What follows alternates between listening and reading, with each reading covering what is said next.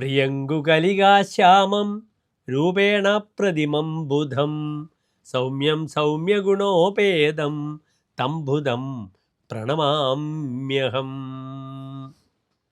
സൗമ്യങ്ങളായ ഗുണത്തോടു കൂടിയവനുമായ ആ ബുധനെ ഞാൻ നമസ്കരിക്കുന്നു. ജ്യോതിഷത്തിൽ ബുധന് വളരെയധികം പ്രാധാന്യമാണ് നൽകിയിട്ടുള്ളത്. മറ്റേത് ഭാവങ്ങളെപ്പറ്റി ചിന്തിക്കുമ്പോഴും ബുധൻ ഏറ്റവും മോശപ്പെട്ട ഭാവങ്ങളിൽ നിന്നാലും നല്ല ഫലത്തെയാണ് പ്രദാനം ചെയ്തിരിക്കുന്നത്. 8ാം ഭാവത്തിൽ അങ്ങേറ്റം ദോഷമായ അഷ്ടമം, മരണത്തെ ചിന്തിക്കുന്ന, ക്ലേശങ്ങളെപ്പറ്റി ചിന്തിക്കേണ്ടുന്ന 8ാം ഭാവത്തിൽ ശുഭഗ്രഹങ്ങളും പാപഗ്രഹങ്ങളും എല്ലാം തന്നെ നിന്നാൽ വളരെ മോശം ഫലമാണ് പറഞ്ഞത്. പക്ഷേ ബുധൻ നിന്നാൽ മാത്രമേ വിശുദ്ധ ഗുണാഹ, നല്ല ഗുണങ്ങളാൽ ആദരിക്കപ്പെടുകയുള്ളൂ എന്ന് ഫലം പറഞ്ഞിട്ടുള്ളൂ.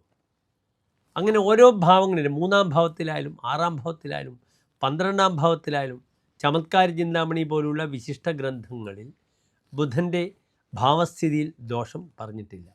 ഇവിടെ നാം ബുധൻ്റെ ചാരവശാലുള്ള ഒരു മാറ്റം ആണ് ചർച്ച ചെയ്യുന്നത്.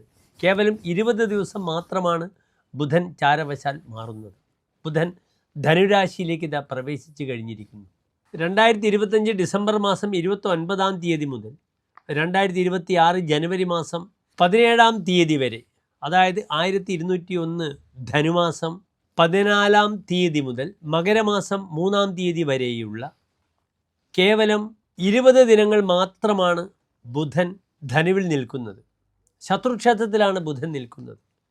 എങ്കിലും ആ ബുധൻ ഓരോ ഭാവാലും, ഇപ്പോൾ ഉദാഹരണമായി ബുധൻ സൂര്യനും ശുക്രനുമൊത്താണ് നിൽക്കുന്നത്. അവിടെ ചൊവ്വയുമുണ്ട്. ചതുർഗ്രഹ യോഗ ഫലമാണ് അവിടെ സംഭവിക്കുന്നത്.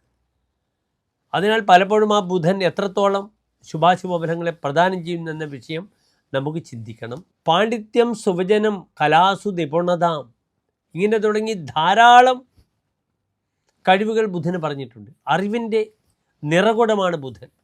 സുവചനം, നല്ല വാക്ക് സംസാരിക്കുന്ന ആളാണ്. കലകളിൽ നൈപുണ്യം ബുധനുമായി പറയപ്പെട്ടിട്ടുണ്ട്.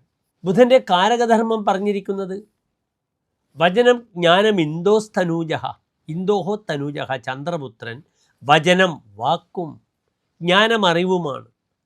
ബുധന് മരുമക്കളുടെയും അമ്മാമ്മൻ്റെയും ഒക്കെ കാരകധർമ്മങ്ങളുമുണ്ട്.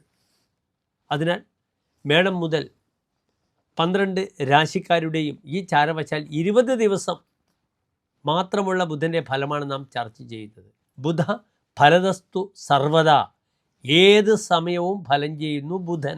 അത് നിങ്ങൾ മനസ്സിലാക്കുക. അതുകൊണ്ടാണ് പലപ്പോഴും ഒരു ദിവസം എടുക്കുന്ന ലോട്ടറിയിലും ബുധൻ ബലവാനാണെങ്കിൽ ഭാഗ്യം സിദ്ധിക്കുന്നത്.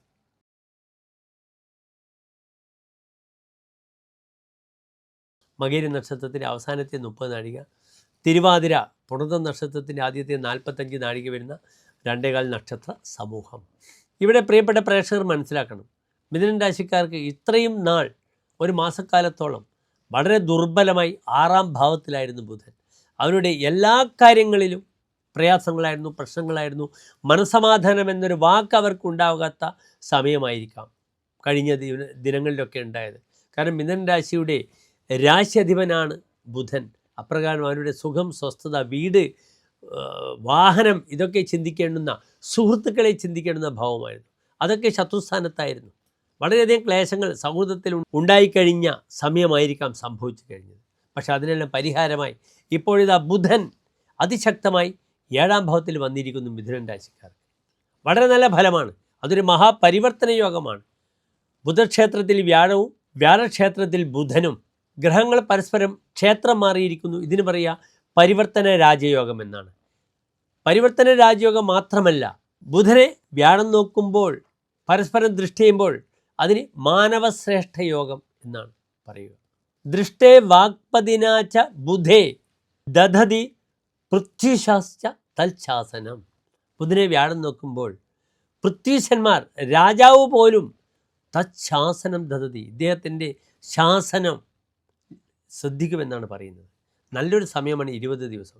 വീടുണ്ടാക്കാം, ഭൂമിയുണ്ടാക്കാം, വിദേശത്ത് പോകാം, വിദേശത്തുള്ള സുഹൃത്ത് തന്നെ സഹായിക്കും.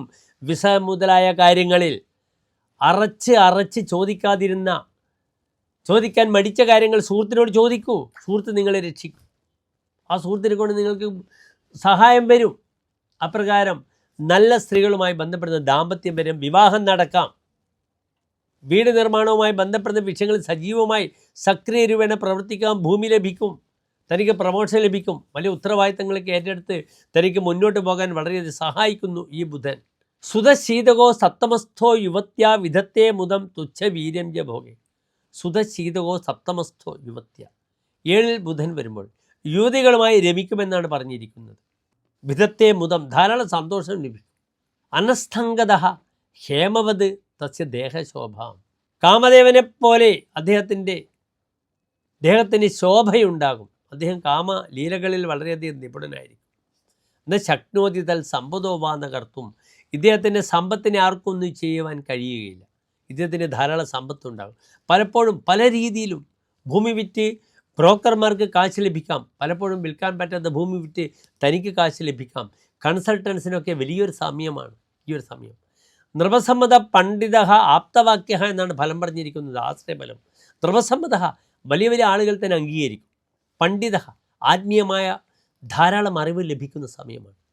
ആപ്തവാക്യ, തൻ്റെ വാക്കിനൊക്കെ വിലയുണ്ടാകും, അതിന് പ്രാധാന്യം കൽപ്പിക്കും ഇദ്ദേഹം. നല്ല ഫലം പറഞ്ഞിരിക്കുന്നു. കുടുംബത്തിൽ വിവാഹ തീരുമാനങ്ങൾ ഉണ്ടാകും. ശുഭഗ്രഹമാണ് 7ാം ഭാവത്തിൽ നിൽക്കുന്നത്. സൗമ്യ വിവാഹ ഘടന, വിവാഹ തീരുമാനങ്ങൾ ഉണ്ടാകും.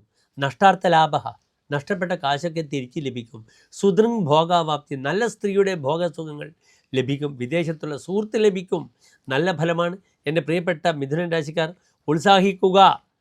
ധർമ്മദൈവ സങ്കേതങ്ങൾ വിളക്ക്, എണ്ണ, തിരി കൊടുക്കുക. അവിടെ അടിച്ച് വൃത്തിയാക്കി. പുതിയ മലയാള മാസം വരികയാണ്. മകരമാസം 1-ാം തീയതി വരികയാണ്.